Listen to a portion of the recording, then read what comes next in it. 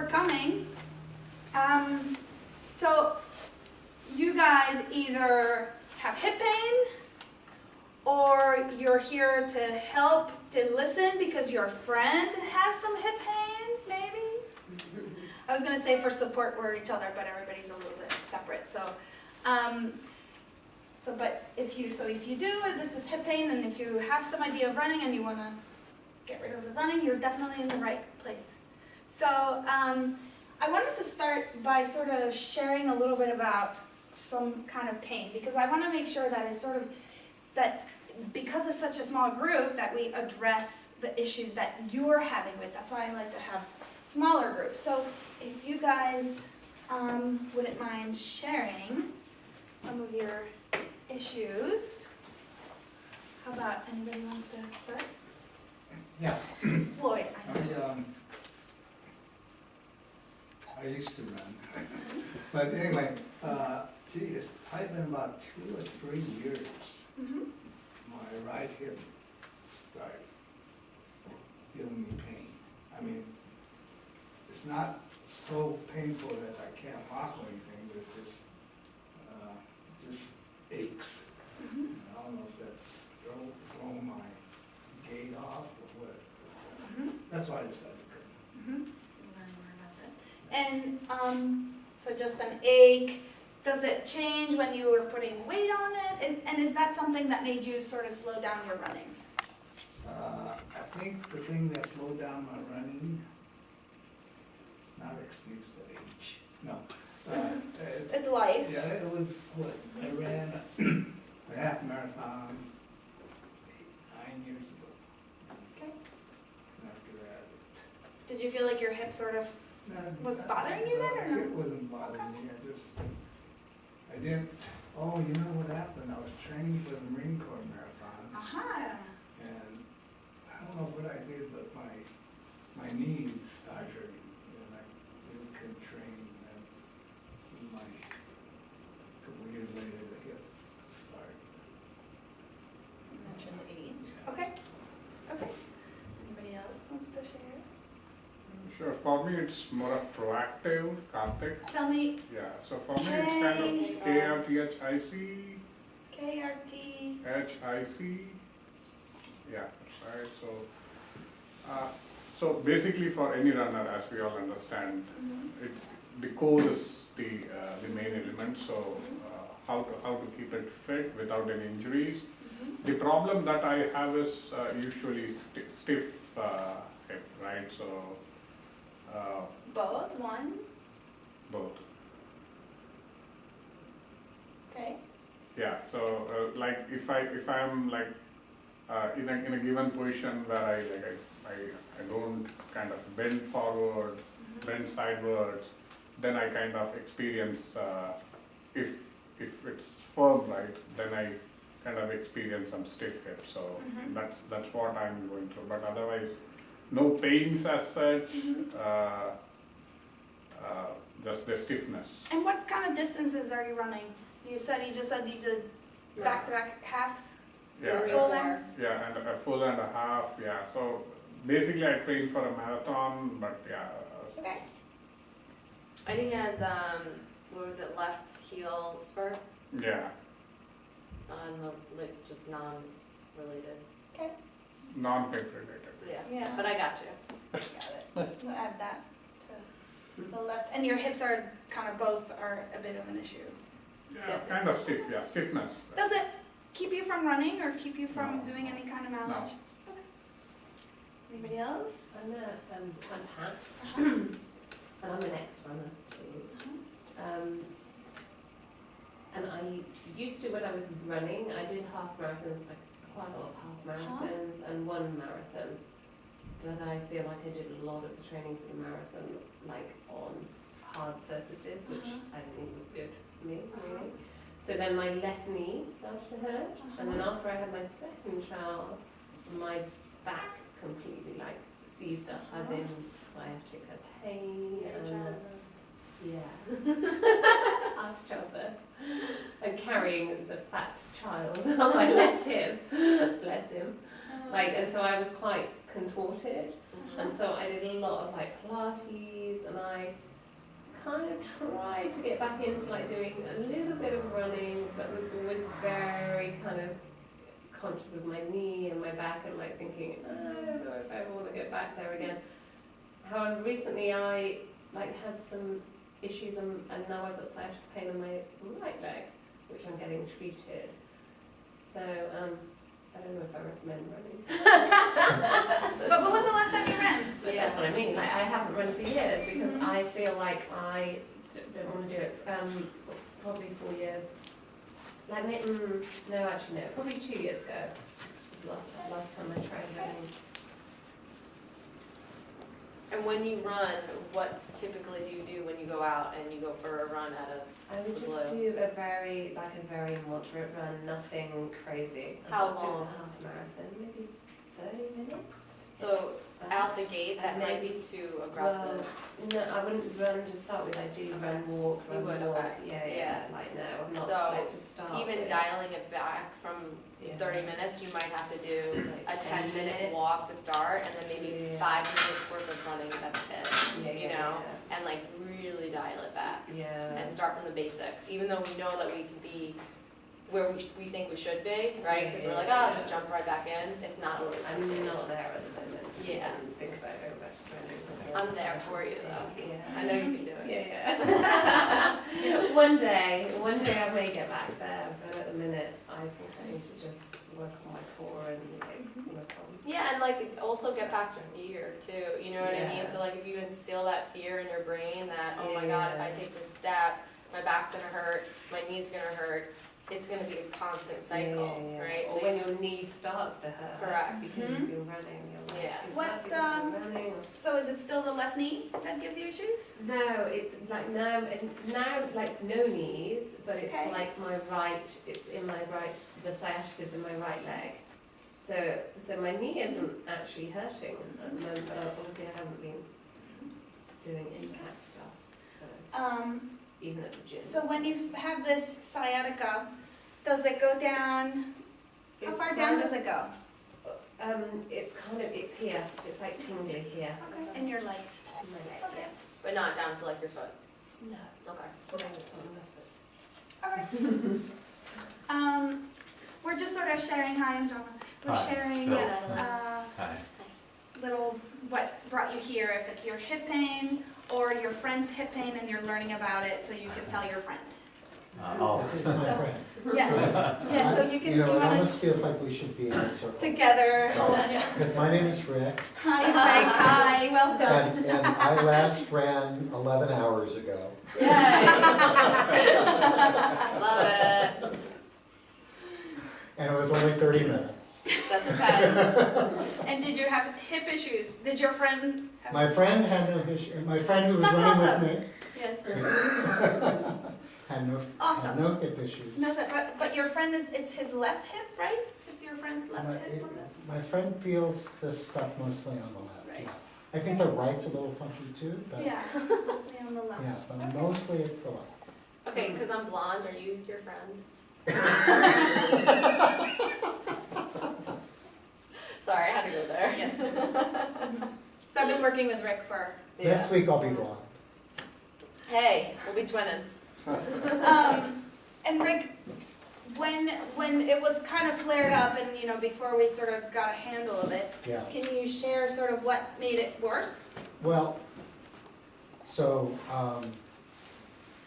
a number of years ago, so I came late to running afterwards. And I had a back injury that kept me from running for a couple of years. And I migrated to other stuff. And then when the back healed enough, I realized I could run again, I started running again. And In my 60s, I'll be out there. I'm in my Just late an 40s FYI, now. there is, I think, a 101-year-old runner who started when she was 90. Oh, there you go, so there you go. no way. She just broke like the world Yeah. record for, Wow. what was it, the 100 meters or Yeah. something? I think That's she ran awesome. in 36 seconds. Oh my God. Yeah, So there's hope. there is always hope. Yes. So I kind of think that after the injury, when I started running again, my body was compensating, you know, had figured out how to get rid of the pain, but my form isn't terrific, and I think that's what contributes to these things, so. Okay.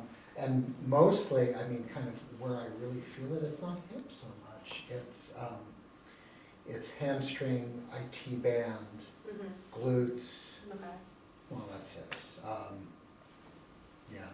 You're having like more like referred pain. And like even my 30-minute runs, there's a little referred pain like around the knee. Okay. Not enough to make me stop. Not enough to. But you learn how to manage it. I have to stretch all the time. I lose more time to stretching than anything. Because it's about quality and learning what to do that's more important, so you can keep doing the things you want to do. Exactly. Do you have any hip stories Yeah, a little for bit. us, Phil? Phil, yeah. I usually get IT band issues when the season gets going strong. On one side or the other? Both. But right now I'm feeling it on my left hip. So it's my IT band's tight, and then I do feel pain at the very top. And what makes it worse? Just mileage. How many? I don't know, peak season. I usually don't get much above 30. How do you increase your mileage week to week? It's slow. It's one long run and then Okay. 4 or 5 miles Okay. during the week per run. Okay. All right. So everybody has a little handout. And does everybody have a pen? It should be in the booklet. Because we're going to fill in a worksheet, and then there'll be a quiz at the end. All right, because I want to make sure that you guys sort of, when you take back, sometimes you go to talks and it's like, oh, well, I heard stuff, but once you write it down, you remember it a little bit better. So what's so special about this hip joint? So what is the hip joint? So the hip joint is going to be the connection between, actually, this is a nice one I have out there, between the femur, which is kind of like that, the femur or the thigh bone, and this is kind of here like that, and when it meets the pelvis. So let's see if I don't, here's the pelvis, we have the sacrum here, and the pelvis kind of comes and meets here to the other side. So here is the hip joint, it's kind of this small shape. So the connection between the femur or the thigh bone when it meets the pelvis. It's a ball and socket joint. Your femur is the ball part, the pelvis is the socket. And it absorbs extreme forces during running with supporting structures like, we have muscles, the glute, well, here's muscles. We have the glute muscles over here, right? So muscles from here, then we have the quads, TFLs, the adductor muscles, they're all going to be attaching right around the pelvis and then right into the femur. And then the hip flexor, so this picture down below is if you take all the organs and all the stuff in our bellies, the hip flexors go from your femur up into your spine, which is why it's important to stretch them. So muscles and ligaments. So ligaments are going to be mostly all the white stuff that you guys see in there. Lots and lots of ligaments around the joint itself. And it's among the most stable and strongest joint in the body. So the most stable and strongest joint in the body. So thinking about the ligaments, they come around. So ligaments, there's a joint capsule, and it's around here, and so it's kind of like a spiral. So it's almost like it starts at the femur, and then it sort of goes into spiral mode and attaches right around the socket of the femur. And it does that just so that it can turn and joint. And it's such a strong one simply because the surface on the pelvis is so small, and you have a huge amount of movement, not as much as the shoulder, but huge amount of movement, so that needs to make sure that It's one of those joints that unless it's a traumatic, usually car accident where something hits here, then that's the only time that it'll dislocate the pelvis, but you don't, or the hip, but you don't really hear many of those dislocations. And that's why it's so stable. So the hip joint pain, you can actually have hip pain that's internal, inside that joint capsule, or external, with some of those ligaments, IT band, muscles that are outside of the joint capsule. So, and both of them are treated differently. So ideally we have to find out which one is it because you treat them very different. All right, so that's the special about hip joint. So who's this Jonna girl and what is she talking about hips for? So I was a strength and conditioning coach right after college. I'm a Temple girl, did everything Temple. And in college I was in the rowing team. So I dealt with my injuries, especially in the back. Back relates to hip. Went into strength and conditioning. Then I got bored a couple of years after that. I went back to grad school for physical therapy, learned a whole bunch of stuff, and I still loved sports. So then when I finished, I started practicing about 10 years ago. And then I was like, oh, sports. Got bored very quickly. I did a residency in orthopedics, and then I went back. I worked in the faculty at Temple, and then I got my specialty in orthopedics. I ended up sort of realizing that I have all these skills with manual therapy that I learned from my residency. And the specialty, it's about less than 5% of licensed physical therapists in New Jersey have that specialty in orthopedics.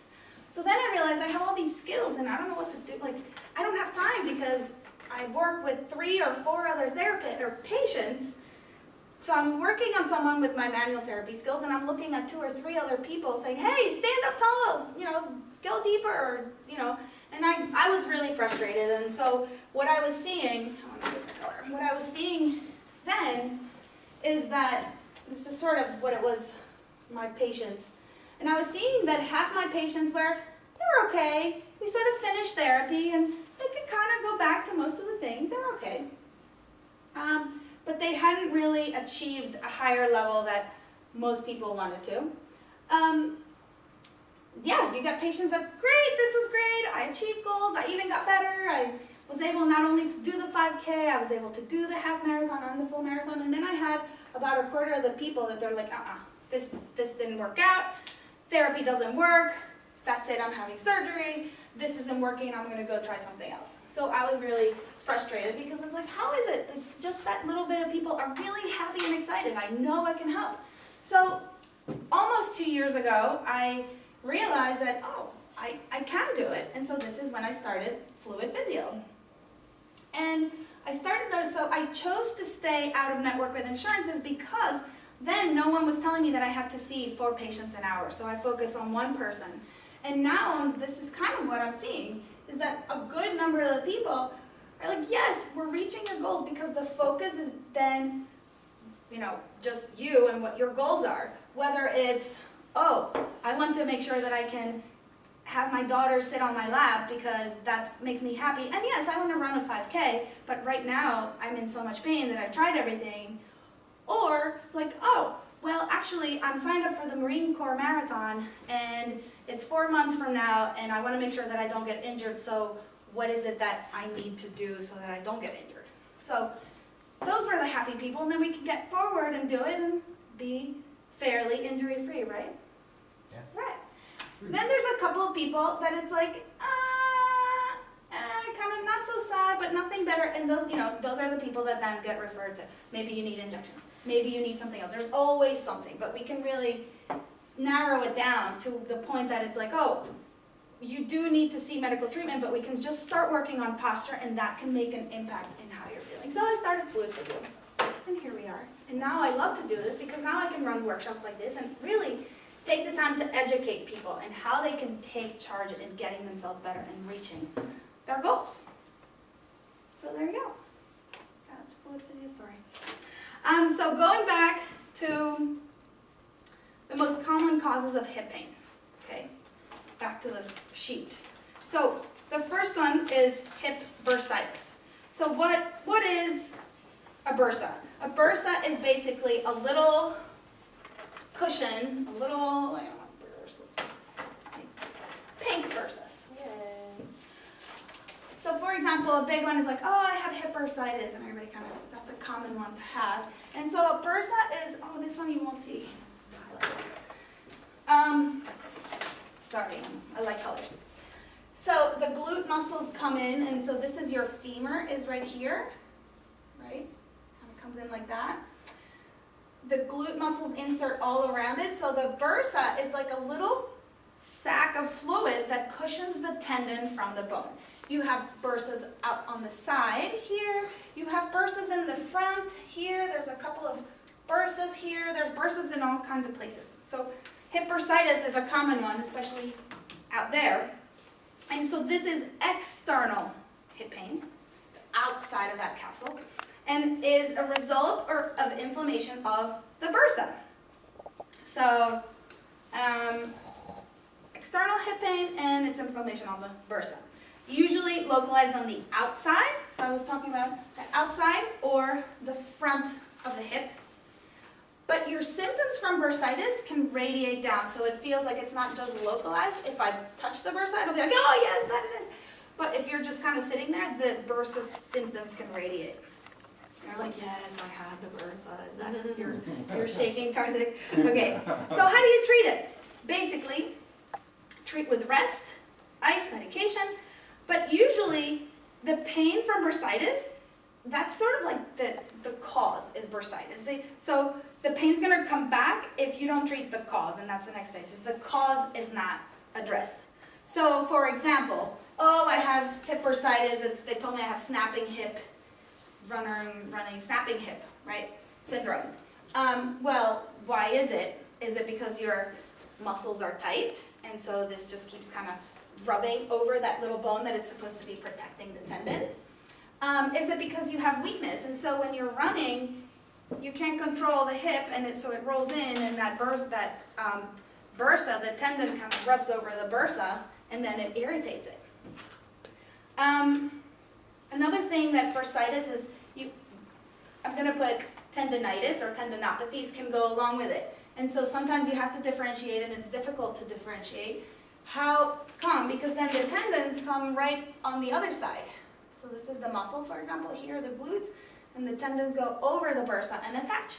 So pain, is it bursitis or is it a tendinitis or a tendinopathy? So those actually are treated a little bit different. So good to differentiate. So when I run, I don't feel the pain here. But when I stretch, right, especially when I do the rope stretch like this, right, or when I do foam rolling here, so that's when I feel something pinching. So is that Be nice to it. Foam rolling should be in your muscles. You foam roll your muscles, not your IT band. Yeah. Yes. And then so that little bump, be nice, go around it. Because you could just be like pushing the bursa. You're inflamed, I'm gonna push you harder, and then it just creates that pain. But if it's not giving you pain, just be nice. Don't do it if it hurts, kind of thing. Like don't poke it. But would you like to poke the bear? I know. Not gonna lie. So, labral tears is my next one.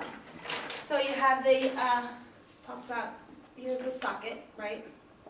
The socket, it's pretty small. You're like, oh wow, how can we have all that degree of movement? It's because there's a labrum that sort of extends out just slightly. And it makes the socket deeper. And that way, you can have more degrees of movement. So the socket, the labrum is cartilage. And so sometimes, this is more internal impingement, right? As a result of bony abnormalities. So, the labral tear can happen because sometimes the socket, I'm going to put it this way, and so sometimes it's the bone, and so the bone then extends to the labrum. The socket can be much bigger. It's just the way your pelvis is. And so you get impingement of the femur on the socket, pinching the labrum and causing a bit of a tear. Or you can have it where the femur is much bigger than the socket, causing labral injuries and causing impingement, and you can have both. So, what happens with that constant moving, it causes the labrum to fray, so the labrum's going to fray and eventually tear, and this is going to be causing pain deep in the joint or groin.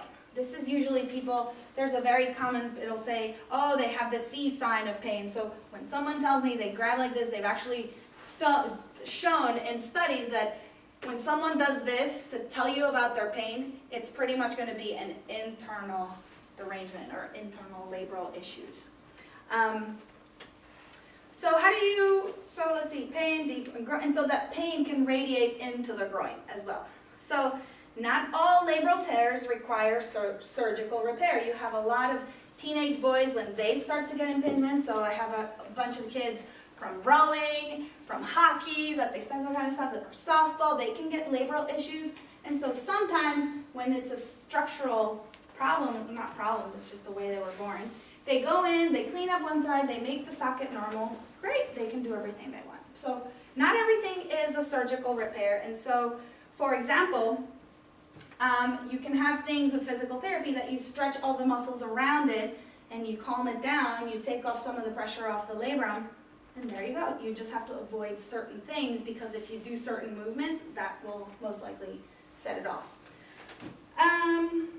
So there we go. The next one, we have stress fractures. And this is a common one with overuse injuries. So there it is. Most likely a result of overuse, and most commonly in the pelvis as opposed to the femur. So people will say, oh, but it's just a stress fracture because, you know, it took a while to figure out, and it took, it kind of showed some discoloration in the radiograph, but it took a bone scan, and that's when they found, oh, it's just a stress fracture. But it's still a fracture. So a stress fracture is just sort of like a crease or a crack in the bone. No actual pieces have come off. PET 10 and reactions. Yeah, from so college. a stress reaction is almost a fracture, Yeah. but it'll be there if you don't calm it down. So Yeah. although it's only a stress fracture, it's still a fracture, and you have to let the bone heal, because people will be diagnosed with fractures in the pelvis or in the neck of the femur, and it's like, oh, but I still walk and I can still do that, but it's still a fracture. So that What one are the is symptoms with it? Pain. pain Just pain. deep in the Yeah. socket It's with different from the weight bearing. labrum tear then? Yes, the labrum, I can very easily do a maneuver with the hip and make it a lot of labrum. People with labrum issues will also complain of clicking and getting the hip stuck. So I can do something to the hip in a movement and like, oh, yes. Whereas you wouldn't feel that. It's not in the hip joint when it's a fracture. So piriformis syndrome is another one, and very easily confused with, they're like, oh, could it be sciatica? Very, it could be. So what is piriformis? It's external. It's a posterior pain that radiates down to the buttock. I think Pat kind of told us a little bit about that. Radiates down, so posterior hip pain, it's usually right around here, and so I got that one. Let me take this one, because this is the one that, this side, they took off the big glute muscle, so you can see the little hip rotating muscles. And so piriformis, here is your piriformis muscle. Goes right into the sacrum, goes like this. So in this, if this were the back of the hip, it would be kind of something like this. The piriformis is posterior hip pain, external pain, that radiates from the buttock to the back of the thigh. So this is where, like, oh yeah, it kind of goes to the back. Sometimes it goes to the side. And so piriformis, here's that small muscle that runs, so the sciatic nerve actually comes right out here. So there's a little sciatic nerve, it's pretty thick, and it comes out. Some people would actually have the sciatic nerve through the piriformis. And so what happens is when the hip muscles are tight, they impinge the nerve and they radiate the symptoms out to the side. And so the trick with that one is that you have to screen it. Is it really a sciatic pain? That the nerve is irritated, that piriformis syndrome, is it really that? Or the SI joint, which is the joint between the sacrum and the pelvis. So here's the sacrum. Oops, I deleted it. So here's the sacrum, and the pelvis sort of articulates with it. So right here, that joint can actually refer pain down the back of the leg, just like a piriformis or a sciatica. That one is usually more central, so there's a difference between one and the other. So that's what you want to screen, because I've had a lot of patients that they come in, oh, sciatica, I've been treated, it's not getting better, and I, look through it, and it's like, it's because you don't have that. It's your SI joint, and that can be very easily maneuvered and do home exercise stuff, and it's resolved, and it's like, oh yeah, the nerve is still irritated, but that wasn't the cause. So that sort of can cause a big pain in the butt, literally, because the pain is right at the buttock and it'll radiate. So those are our biggest causes of hip pain in runners. So the single biggest mistake that hip pain sufferers make are, the first one is Ignore it. ignoring it. Yes. So they ignore it. That is the biggest mistake. So going to the letter I, it's ignoring it. So what happens is that, I don't have hip pain. Yeah, it kind of hurts, but I'm just going to run less miles, or I'm just going to, I'm just going to run a little bit slower, or maybe I won't run as far. So ignoring it. The second one is, okay, what can you do about it? You ignored it enough, it's not going away, you want to alter it. And how do you alter it? Kind of similar to the running, you sort of change, I'm going to wear softer shoes, or I'm going to go on the trail, or I'm going to do less miles, or maybe I'm going to shorten my stride because if I go bigger it'll hurt more. Altering it can also be, I'm just going to pop ibuprofen right before my run because then I don't feel anything afterwards. So I'm just going to pop some pills, and it becomes a habit. I've seen people that every day before the run, it's like a daily leave. And that can create very bad digestive issues. So not a good idea. Another one is like, my hip has been hurting, so I just went to my doctor and he just injected it and it's been feeling better. And so it kind of comes back, I just feel it, but then injections are another one to just sort of altering the way the pain is. Or I just put some ice and it feels better, but it comes back every time. But then, if you really handle it, that's when you're going to get a hold of what the problem is. So handling the hip pain, finding out what is the pain from. Because if you just got an injection because your bursa was swollen, well, why was it swollen? Is it because you're weak? Is it because your running form is off? Is it because your foot has weird issues and you run funny? Everything goes right up into the chain. So finding out what it is and getting a handle of it, doing exercises about it, doing your stretches so it doesn't, learning how to manage it, because life happens. We all get older. Nobody's found that fountain of youth. And our bodies change. And so it's learning, as our bodies change, what can we do so we can keep fighting age, and maybe we do more exercise, maybe we do more stretches. Or maybe you have to do a little maneuver, or maybe you just lower the mileage, but you can still run. So it's figuring out how to handle it. So, good. Did you want to add a little running? Did you want to do some running stuff after? Yeah, I don't care. Whatever Okay. you want to do. So I asked you guys, but any particular questions on that so far? You kind of. What's with the piriformis? It's from inflammation, or? Yeah, so they call it a syndrome because it's kind of like, it could be this, it could be that, so it's figuring out what it is. But really, it's the piriformis can get tight.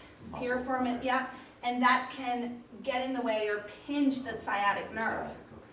You can also have a tendinitis or a tendinopathy, which we like to call it now, of the piriformis, where the hip rotating muscles insert. Yeah. So again, it's figuring out what that's why it's sort of like, it started to be called a syndrome. I don't really have people coming in that there's piriformis syndrome, because I'll tell you what it is. And then I'll say it's a sciatica, which is a peripheral nerve problem. It's an SI joint problem. is it a back problem that radiates down? And so the piriformis was sort of like, oh, it's a piriformis because I don't know what it is, but it hurts your butt. So There's different sources. That's pretty much, yeah. Mhm.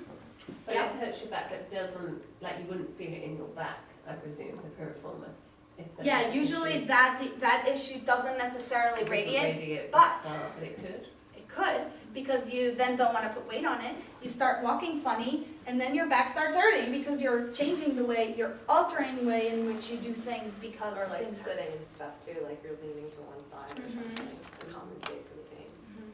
So like the leg crossing and your right-sided things, not the best idea. Because you're putting more stress over that sciatic nerve. All right, so let's see. That feels comfortable with my leg, if my leg hurts here. Yeah, so that's certainly, your nerve is definitely affected to the sense that it's like, oh, Okay. and chronic issues, nerves like to be stretched when things have been chronic. So more than 3 months or so, nerves like stretching. And so that might feel good, but that's not necessarily the best way to calm it down, because you're also then just further irritating it. So, I kind of wanted to go over, let's see, I wanted to sort of show you guys what it would be like to do a little bit of a difference in regards to manual physical therapy, which is sort of the focus, and how to find out the cause. So, let's see. Karthik, you just have like that stiffness, right? You never really have the pain. So, Phil, would you mind being a person? Okay. Only if it's okay with you, Sure, and I'm that's fine. videotaping That's the fine. lecture. Yeah, that's fine. All right. So, oh, and you even have shorts, which I is know, you're incredible. kind of like perfect for it. Yeah, I was running. Yeah. Perfect. So Phil has IT band mostly on both sides, but Yeah. mostly on the left. I feel the pain right now on the left. Right now on the left. And can you come? Do you mind coming up Okay. here? Awesome. And I didn't get to shake your hand. Can you show me where? Right about here. And how far does it travel down? The pain's here, but whenever I roll, I feel like. And then you they're roll always kind of tight. down there. Okay. All right. So let me have you on your back, please. Okay. So normally I watch people walk because there's so much I could just sort of figure out by having people walk that'll tell me, oh, he's gonna be tight here. But for the second time in dinner, we're gonna be here. So, how long have you been running? All my life. Okay. You stretch? Not enough. Okay. And you're doing 30 miles, but any more and you feel it? Yeah. Okay. I'm gonna put some pressure. Is that painful? I should have asked this first. No, weird surgeries. I have a broken PCL. Okay. Yeah. Hip, back. Nope. Okay. But you still run, so it's okay. PCLs are just like, we have the PCL. Don't need it. So that's okay. Is that painful? No. Okay. And here. And how about here? It's not tender, but that's where I feel it. That's where you feel it. Yeah. So if it was like a bursitis, and that's where you feel it, and I poke this hard, you would feel something. Okay. Mhm. Around there. Good. So again, things to find out if it's labrum or not. I can just kind of twist in certain directions. And is your PCL over there or over here? It's on right. How long ago was that? 25 years ago. And your hip pain has been how long? Maybe 5 months. So no problem with that? No. Good. Good. There's some more functional assessment, like of how he does things, but we'll get into that. So flexibility-wise, that's not bad. A little tight. Yeah. A little tight. Do you spend the day on a desk? Nope, standing. Oh, okay. I'm a teacher. Oh, cool. What do you teach? Physics. Oh, what grade? Juniors and seniors. Uh-huh. High school, college? High school. They're not as as challenging as the junior high schools. No. So a little bit tighter on this side. Yes, yeah, that's what I feel. Yeah. So tighter is like your hamstring doesn't have the same length as the other one. This one I'm already feeling it here.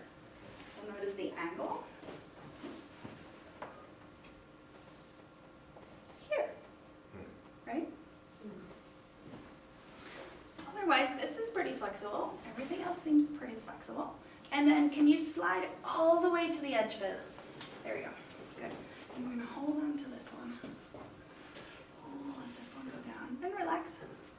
Can you hold on to this one? There we go.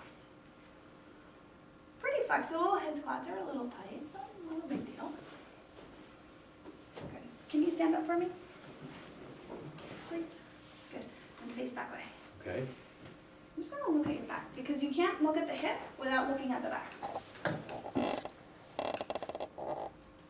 So usually it's kind of here. Yeah. Can you bend forward for me? As far as you can go to touch the ground. There you go. And come back up. And then backwards. Good. And back to the straight. And then bend to the side. Go that way. And the other way. No problem there. Good. And then can you lay on your back, please? All right. And then bring the leg up. Hold it up there. Don't let me push down. Good. And then this one, bring it up. Don't let me push. Good. Come down and up again with the left. And down. And this one. And down. Good. Face that way.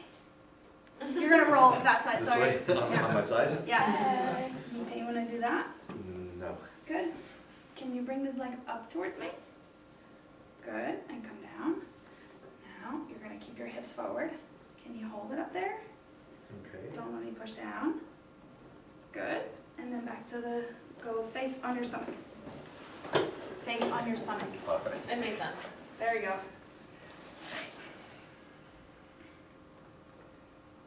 Oh, that hit. There you go. So right here, Yep. is this painful through here? Oh, you're right there. Yeah, right there. Hip rotating muscles here. Let that relax. Can you raise this leg up to the ceiling? Hold it. Good. And then relax. Bend this one first. And relax. Just relax. Not like the other side, right? No, yeah. Right. No pain. Nope, and I don't feel the tightness that the other side had. Can you bring this leg up? Don't let me push down. A little bit stronger too, right? Yep, yep. Good. And let it relax. Bend your knees. There you go. So part of it would be looking at what the shoes do, how things are worn, stuff like that. Face the other direction, so now face me, please. And let's see what happens with the strength on this side. Can you bring this leg up? Good. Keep those hips forward and hold it up there. And don't let me push down. Not bad. And then stay here. But that is a little tight. Not as much in this position. Can't see your face. No, yeah, I feel it. Yeah, it's tight. Yeah. It's tight. Here. Yeah, right there, it's tight. How about up there? Nope. Good.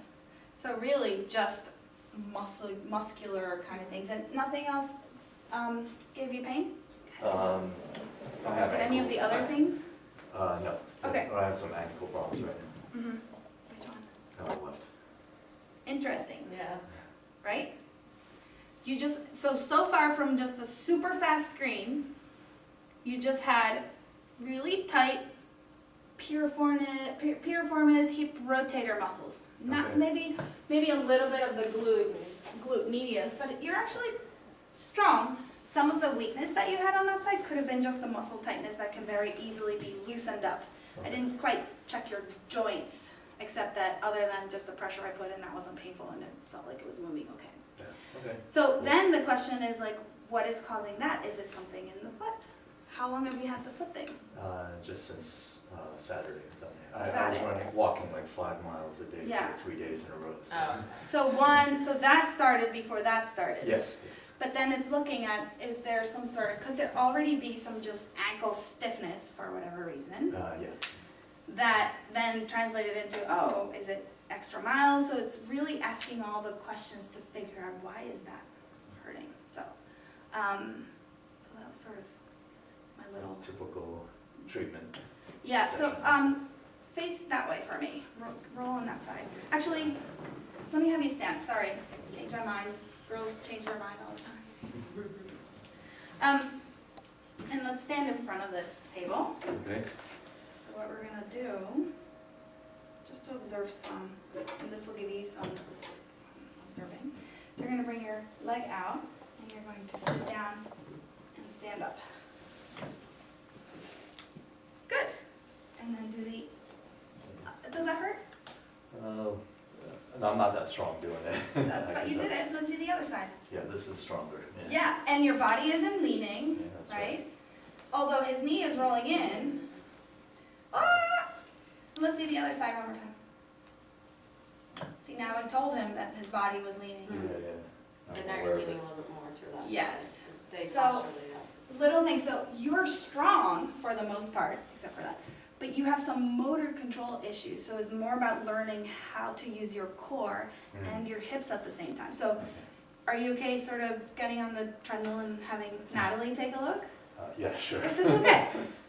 Sure. Yeah, let's go. If it helps the rest of the class. Yes. So that was the idea that how we treated successfully, kind of going back and finishing up, is like finding out the source, looking at imbalances, what is one side stronger than the other, and then we're using that manual physical therapy, and then there would be a few things, we still haven't quite figured out what's up with the ankle, because I would want to find out a little bit more as how it contributes to your hip pain. And then looking at addressing the faulty running mechanics, and then properly training with a program that's appropriate for age, level, gender, and history of injury. So here we go. Natalie Stern. Yay! Yes. Good times. I don't know how to work your treadmill. Oh, just so start. I figured that's what it was, but. That's it. Yeah. Start. Yeah. All right, so just go up to a pace that is like easy, conversational, and just kind of get into the group. Do you run on treadmills at all? Yes. Okay, so this will be good.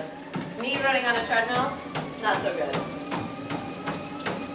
So I'm just gonna take a couple of slow-mo videos of him from behind and from the side. Tell me when you're kind of into your groove.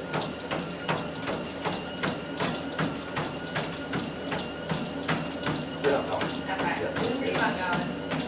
I can do it a little faster. Yeah, if you want. It's Phil's groove time.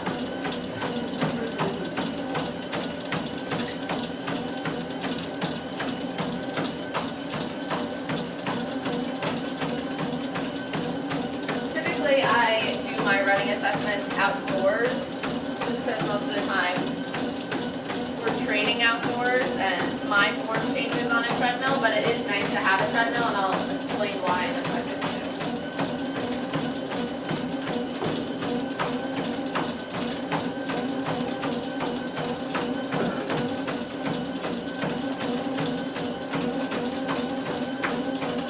You keep on going. Good.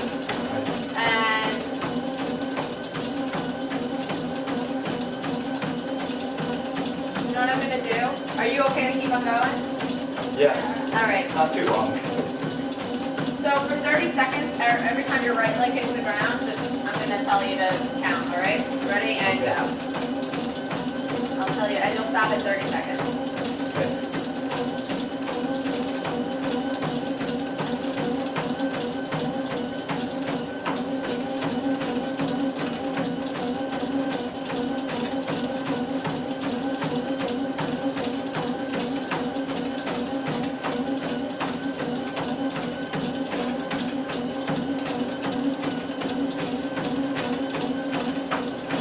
And stop, and then give me your number. 40. 40? Okay, so stop that. So that means you're taking about 160 steps per minute. So Okay. your cadence is kind of on the lower side. Yeah. It doesn't mean you have to, so like the golden rule, the golden number 90. rather is like 180. But it doesn't mean that you have to be at 180. I actually, I range in my cadences. So if I'm in an easy conversational pace run, I'm about 176 to 180, 181. When I start to pick up my pace, my cadence naturally picks up.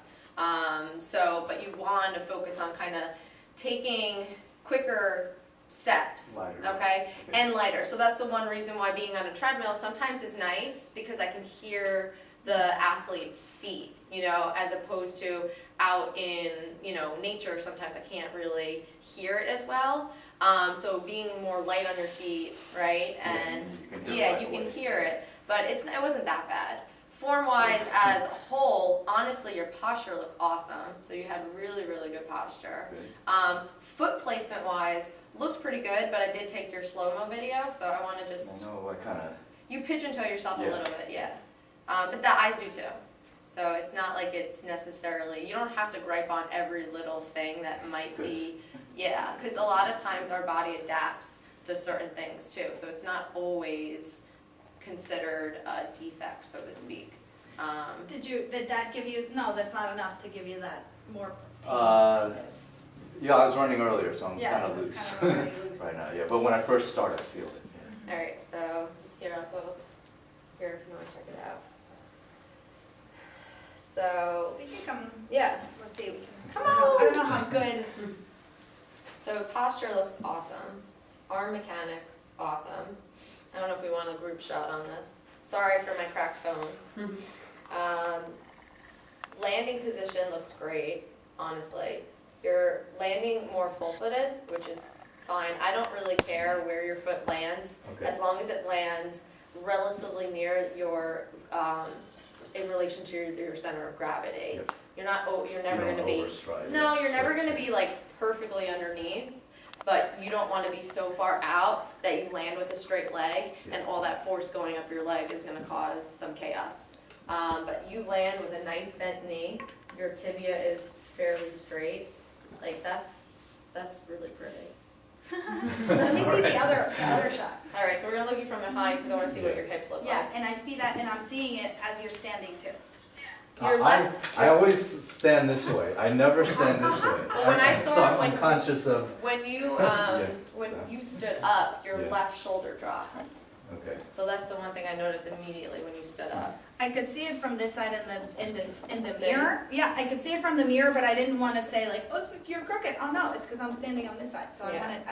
but it's not just, so, sorry, I don't know. Love. So it's not just his shoulder. Yeah. His whole body is kind of here. So I'm exaggerating, but it's kind of like he's running like that. And what's the side that hurts? Yeah. Yeah, So there's something in even looking at where the pelvis is Yeah. compared to the shoulders.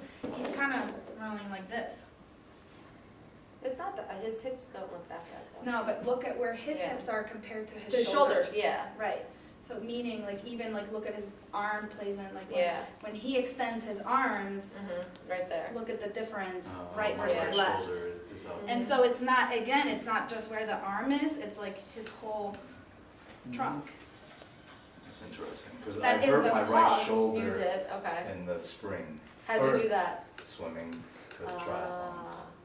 Alright, you might need like So a this full led to this. So you assessment. see, like, Like- that's because you could have been kind of guarding I the don't have shoulder. the Yeah. flexibility here. I haven't had the flexibility And here I can- for more that's than the half one the So that if year, you're over rotating too, which come, yeah, so everything could be connected. Wow. So you kind of have to like start working on functionally what's going on, right? everywhere, yeah. Exactly, and then kind of reprogramming yourself so that when you start to, like, I mean, you're never gonna stop running, I Yeah. understand that, I'm a runner myself, so Yeah. if something goes on, I kind of like lower down the miles.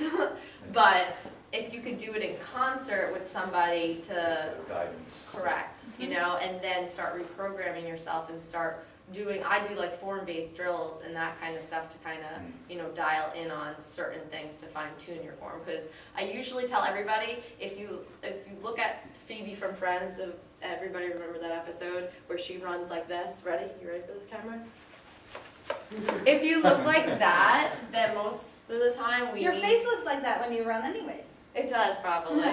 But you need some serious like form retraining. Yeah, but most of the time it's just fine tuning certain things, dialing in on your cadence, dialing in on the sound of your feet, making sure you're not crossing over your midline, making sure your posture's up and you're not leaning from the waist, right? Keeping good arm swing and not crossing over and that kind of stuff. But sometimes even the crossover can come from a dysfunction in the hips or your shoulder posture. If you're like somebody who's at their desk all day and your shoulder is positioned this way, where can your arm go?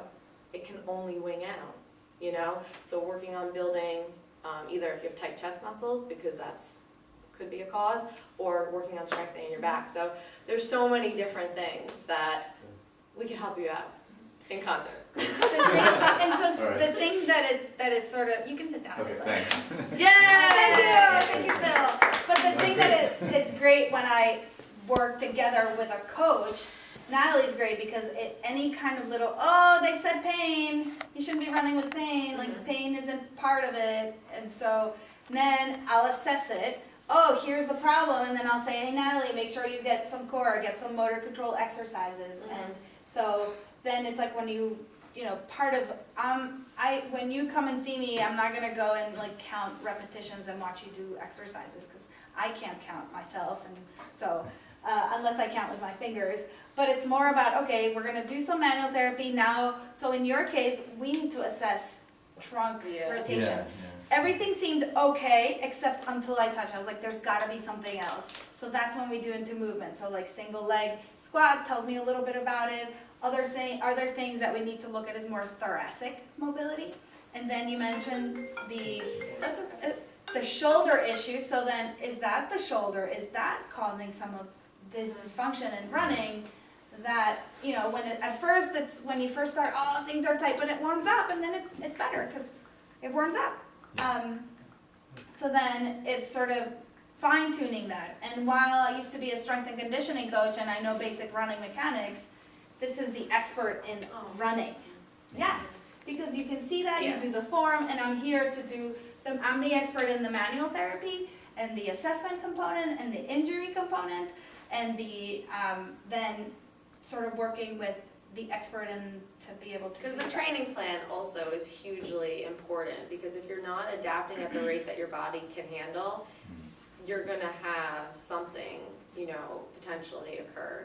But as runners, we're gonna have some, I don't wanna call it pain, but aches and niggles, right? And we Part can't, of being an athlete. it's just part of being an athlete. We can't always jump to like the fire zone, oh my God, I'm injured, you know? And I'm that type of person because I've had 10 stress fractures. So the moment that I like all of a sudden feel something like near my bone, I would go to, oh my God, I'm totally getting another one, you know, but you have to also quiet down the brain, right? And then just reevaluate your training. If the aches and niggles are not going away, I usually tell people if they're hanging on for like 72 hours and nothing's going away and you've kind of done your manual stuff and, you know, you've kind of like maybe like held back a little bit with the running, then that's when I usually am like, okay, I Trust the experts, go to the yeah, experts. just and kind of really like assess.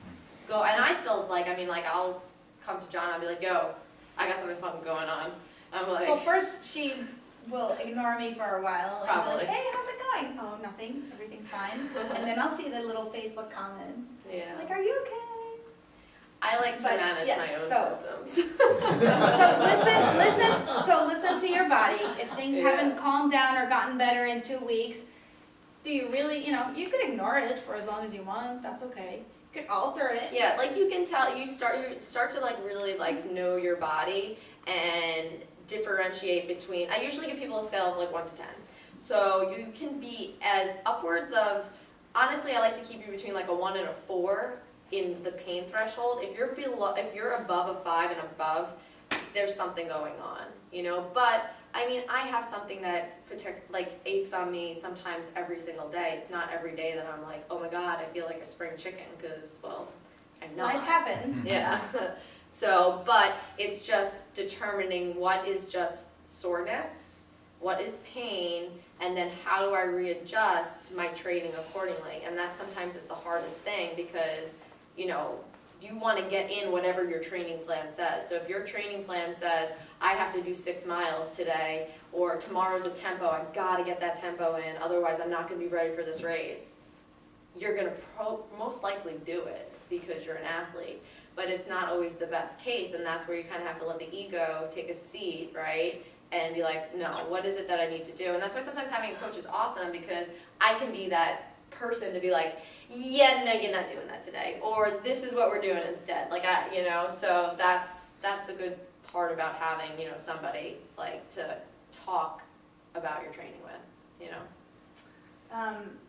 And going along with that, just because, so once you kind of go through the fluid physio and I know your body and it's sort of, that's part is that forever you can just send me a message if you have questions. Don't be shy. Don't, you know, sometimes the messages at 10 o'clock telling me about your workout, great, I'll read it. I might not always respond, but that's okay, because I want you to feel comfortable to, oh, this isn't going your way, and I might say, oh, did you try this, or did you continue? Oh, no, okay, try that. If not, come back. And so it's that relationship that I like to have with my patients, which is another reason why I, you know, started my practice, is because I want to be close like that with patients, that they, you know, at first they fill out the intake form and they don't tell me all the things. Oh, wait, what did you? Oh, the shoulder, yeah, that happened too. Because everything can lead to another. So,